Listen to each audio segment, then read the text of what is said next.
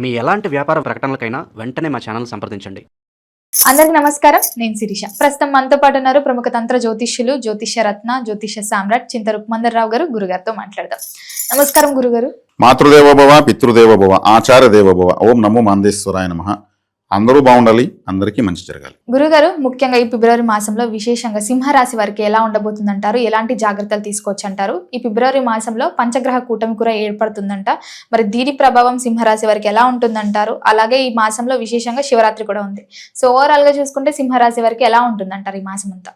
2020 సంవత్సరం ఫిబ్రవరి మాసం సింహరాశి వాళ్లకు ఎలా ఉందని చెప్పుకుంటే, వీళ్ళకి జన్మస్థానంలో కేతు ఉన్నాడు, సప్తమ స్థానంలో రాహు ఉన్నాడు, అష్టమ స్థానంలో శని ఉన్నాడు, లాభస్థానంలో గురువు బాగుంది, 6వ స్థానంలో 4 గ్రహాలు కలుస్తున్నాయి, వ్యయ స్థానంలో చంద్రుడు చూస్తాడు. అంటే ఈ పంచగ్రహ కూటమి 6వ స్థానంలో కలుస్తుంది. 6వ స్థానము అంటే సర్వీస్ అంటే ఏమి? ఇంకొకరి కింద మనం పనిచేస్తే 6వ స్థానము, మనం సొంతంగా పనిచేసుకుంటే 10వ స్థానము. కాబట్టి 6వ స్థానంలో వీళ్ళకు 4-5 గ్రహాలు పంచగ్రహ కూటమి వైబ్రేషన్స్ వస్తున్నాయి. అంటే మనము వీళ్ళు పనిచేసే చోటల్లో కాస్త పక్కన వాళ్ళ ఉద్యోగస్తులకు కావచ్చు, వాళ్ళ యాజమాన్యంతో కావచ్చు, ఏదన్నా మనస్పర్ధలు వచ్చేదానికి అవకాశం ఉంటుంది. ఏదన్నా ఆడ కోపతాపాలకు, లేదు వీళ్ళే కూడా బై మిస్టేక్ ఇప్పటివరకు మిస్టేక్ చేసేదానికి అవకాశం ఉండొచ్చు. ఇట్లాంటివి ఉంటాయి. ఎందుకంటే సింహరాశి వాళ్ళు స్వతహాగానే ప్రిస్టేజ్ ఇష్యూ రాశి. వాళ్ళని తక్కువ చేసి మాడితే వాళ్ళు సహించరు. అదే వాళ్ళని పొగిడితే మన ఎలిమెంటరీ స్కూల్ పిల్లల్లాగా ఎగిరి చంకలో కూర్చుంటారు. వాళ్ళని పొగుడుతూ ఉంటే ఏ పనైనా చేయించుకోవచ్చు. వాళ్ళని కానీ వాళ్ళు నిజంగా తప్పైతే కూడా వాళ్ళ మొహాన్ని 10 మంది ముందు చెప్పకూడదు. అదే వీళ్ళకి ఏదైనా ఒక పొరపాటు జరిగితే దాన్ని ప్రశ్నించిన దానికి వీళ్ళకు కొంచెం ఇబ్బందులు వస్తాయి. 6వ స్థానంలోనే కదా 4-5 గ్రహాలు కలుస్తున్నాయి. కాబట్టి 6వ స్థానం అనేది వీళ్ళకు ఈ పంచగ్రహ కూటమి తాకడ గురవుతోంది. కాబట్టి వీళ్ళు చేస్తున్న పనిలో జాగ్రత్తగా ఉండాలి. మనం చేస్తుంది 1-2 సార్లు చెక్ చేసుకుంటూ వెళ్ళాలి. సప్తమ స్థానంలో రాహు కాసుకో ఉన్నాడు. రాహు ఈ రాశికి శత్రుగ్రహము. రాహు అంటే మోసము, ఏమార్చడము అనే క్వాలిటీ అంతా రాహువే. కన్నింగ్ నేచర్ అంతా రాహువే. కాబట్టి 7వ స్థానం అంటే ఏమి? కిడ్నీస్. మన శరీరంలో 7వ స్థానం కిడ్నీస్ని తెలియజేస్తుంది. అంటే బ్యాక్ పెయిన్ వచ్చేదానికి అవకాశం ఉంటుంది, ఎక్కువగా యూరిన్ పాస్ అయ్యేదానికి అవకాశం ఉంటుంది, యూరిన్ పాస్ చేసేటప్పుడు ఎక్కువగా మంట వచ్చేదానికి అవకాశం ఉంటుంది, స్టోన్స్ పడేదానికి అవకాశం ఉంటుంది. ఇవన్నీ చూసుకోవాలి. రాహు ఈ రాశికి పాపగ్రహం. కాబట్టి ఏం చేస్తాడు? ఎక్కడున్నాడు? కిడ్నీస్ అనే ప్లేస్ ఉన్నాడు. కాబట్టి అక్కడ నొప్పి రావడము, నడుములో పీకడము, పిన్న అలసిపోవడము, ఇవన్నీ జరిగేదని అవకాశం ఉంటుంది. కాబట్టి వీళ్ళు ఒకసారి చెక్ చేసుకోవడం మంచిది. అట్లా ఏదైనా ఉంటే కొంచెం కేర్ఫుల్గా ఉండాలి. దుర్గాదేవి ఆరాధన చేయడం వల్ల దాని యొక్క ప్రభావం తగ్గుతుంది. అదేవిధంగా 6వ స్థానంలో ఈ గ్రహాలు ఉన్నాయి కదా, కుజుడు వీళ్ళ రాశిని చూస్తాడు. రాశిలో కేతు ఉన్నాడు. కేతు ఉన్నప్పుడు ఏమి? కేతు అంటే మోక్షకారకుడు, భక్తి జ్ఞాన వైరాగ్యకారకుడు. నాకేమి వద్దు అనే ప్లానెట్ రాశిలో ఉంది. అందున ఈ రాశి వాళ్ళు కులదేవత ఆరాధన ఎప్పటికీ చేయాల్సిందే. వీళ్ళు కులదేవత ఆరాధన చేసేదాని కోసం పుట్టారు, పితృ ఆరాధన చేసేందుకే పుట్టారు. సింహరాశిలో ఎక్కువ మంది 90% అబోవ్ ఎవరు పుడతారంటే అంతకుముందు జన్మలో కూడా అదే ఇంట్లో పుట్టిన వాళ్ళు తిరిగి సింహరాశిలో ఇంట్లో పుడతారు. అదే ఇంట్లో వాళ్ళ తాత ఎవరో మళ్ళీ సింహరాశి అదే ఇంట్లో పుడతారు. సింహరాశి వాళ్ళకి ఎక్కువగా మా పెద్దనాన్న, ఈ అబ్బాయి వీడు మా పెద్దనాన్న, ఆయనకి ఎక్కడ మచ్చుంది అక్కడే ఉంది, ఆయన ఎలా ఉంటాడు అలాగే నవ్వుతాడు, అలాగే ఆయనకున్న అభిరుచి అంటూ ఉంటారు. ఈ అబ్బాయి నవ్వుతూ ఉంటాడు, నేను వాళ్ళ పెద్దనాన్న అంటే అనుకుంటూ ఉంటాడు. అంటే పూర్వీకులే పితృదేవతలు మళ్ళీ పుట్టేది పితృరాశి. మకా నక్షత్రంతో ప్రారంభమవుతుంది. మకా నక్షత్రం పితృ నక్షత్రం, అంటే పూర్వీకుల రాశి అని అర్థం. కాబట్టి పితృపరిహారాలు చేయాలి. పితృపరిహారాలు చేయాలి, సూర్య నమస్కారాలు చేయాలి, కులదేవతను ఆరాధించాలి, నీటి దానం అన్నదానం ఎక్కువ చేయాలి. ఇది చేయడం వల్ల ఇప్పుడు 6వ ఇంట్లో ఉంటున్న పంచగ్రహ కూటమి యొక్క తీవ్రత తగ్గుతుంది. సప్తమ స్థానంలో ఉన్న రాహు ద్వారా మోసగించబడకుండా ఉంటారు. గ్రామ దేవతను ఎక్కువ ఆరాధించాలి.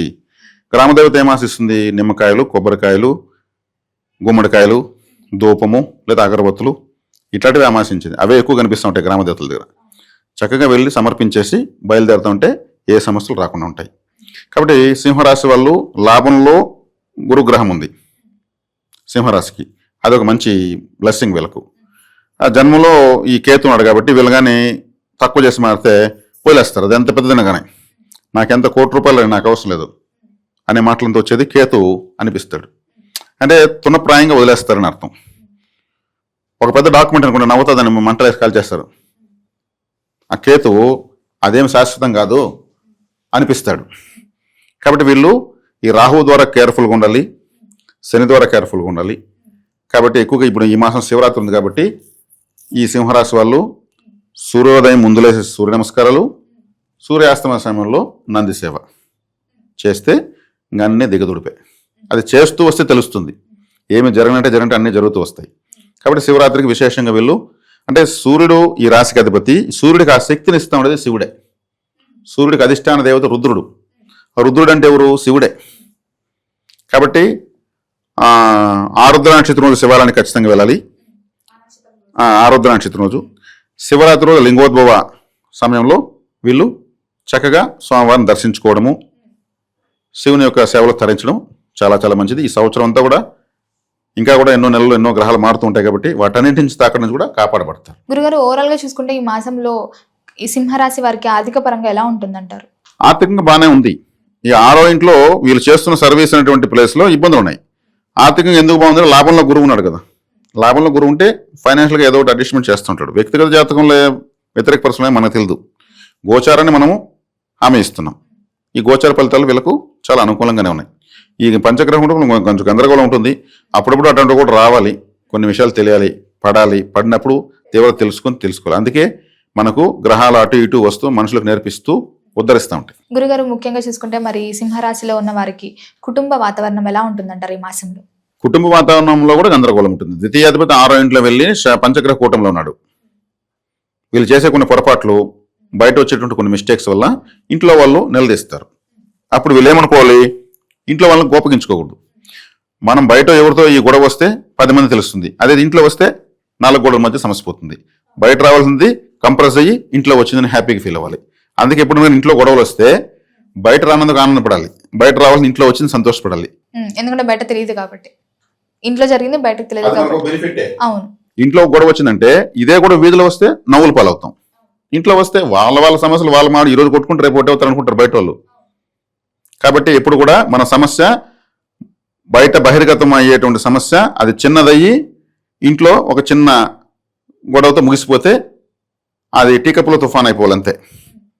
కానీ దాన్ని సంతోషపడాలి. కాబట్టి ఇంట్లో ఏదైనా వస్తే కూడా వీళ్ళు మన వాళ్ళే కదా మనం నరిశారు, మన బాగు కోసమే కదా అన్నారు, మనం బాగుంటే అభినందించేది కూడా వీళ్ళే కదా. ఇప్పుడు ఒక భర్త ఎక్కడైనా పోతాడు, భార్య ఫోన్ చేస్తుంది, ఫోన్ చేసావా అంటుంది, ఎన్ని గంటలకు బయలుదేరుతూ ఉంటుంది. ఏమో నరేంద్ర మోడీ గారు ప్రెసిడెంట్ ఆఫ్ ఇండియా ఫోన్ చేస్తారు మన కోసం ఏమన్నా? వాళ్ళకి ఏం అవసరం? మన ఇంట్లో వాళ్ళే మనకు నరేంద్ర మోడీ, వాళ్ళే మనకు ప్రెసిడెంట్ ఆఫ్ ఇండియాలో. మనం క్షేమంగా ఇంటికి రావాలని ఇంటికాడ కోరుకుంటూ ఉంటారు. లేట్ అయితే ఫోన్ చేసి టెన్షన్ పడేది వాళ్ళే. ఒక అవసరం వచ్చినప్పుడు వాళ్ళు ఒకవేళ తిట్టారనుకోండి, వాళ్ళని దేవుని మొక్కున్నారు, మా ఇంటి వాళ్ళు తిడతామనేసి. లేదు కదా. భావోద్వేగాలు వచ్చినప్పుడు ఒక మాట అరుస్తారు, మనమైనా కూడా వాళ్ళని అరుస్తాము. ఇవన్నీ అదృష్టాలుగా భావించాలి. అరే నన్ను తప్పు చేసి నిలదీసేటువంటి నా భార్య లేదా భర్త వచ్చాడంటే ఆ తప్పును ఎంకరేజ్ చేయలే కదా వాళ్ళు. మనకు ఒక క్రమశిక్షణ అనేది ఏర్పడుతుంది. మళ్ళీ వాళ్ళే బాధపడతారు. మనం తిడితే కూడా మన భర్త గమ్మునే ఉన్నాడు అని వాళ్ళే బాధపడతారు. చూడు, ఒక మాట కూడా తిరిగి మనల్ని ఏం అనలేదు, బయట వాళ్ళని ఉంటే ఒప్పుకునే వల్ల ఇంటి మీద గొడవకు వచ్చే వాళ్ళని వాళ్ళే బాధపడతారు. అట్లే భర్త అయినా అరెస్ట్ కూడా భార్య కూడా అట్లే ఫీల్ అవ్వాలి. భర్త అయినా అట్లే ఫీల్ అవ్వాలి. మనం తిడితే కూడా మన భార్య అన్ని వింటూ ఉంది, తనకేం కర్మ, మనం తిట్టాల్సిన అవసరం మనకేం వచ్చింది, వినాల్సిన అవసరం తనకేం వచ్చింది, పొరపాటు జరుగుతుంది. ఇట్లా పోతే ఇంకా జ్యోతిష్ శాస్త్రం అవసరం ఏముంది? గ్రహాలు నమస్కారం పెట్టేస్తాయి, మీ జోలికే మేము రామస్వామి, మీకు ఇంత అండర్స్టాండింగ్ ఉంటే మేమేం చేయగలం అంటే. అండర్స్టాండింగ్ లేనప్పుడు అవి కూడా దూరి జుట్లు ముడేస్తాయి. గురుగారు, మొత్తం మీద ఫిబ్రవరి మాసంలో సింహరాశి వారికి ఎలా ఉండబోతుంది, ఎలాంటి జాగ్రత్తలు తీసుకోవాలో తెలియజేసినందుకు ధన్యవాదాలండి. ధన్యవాదాలు.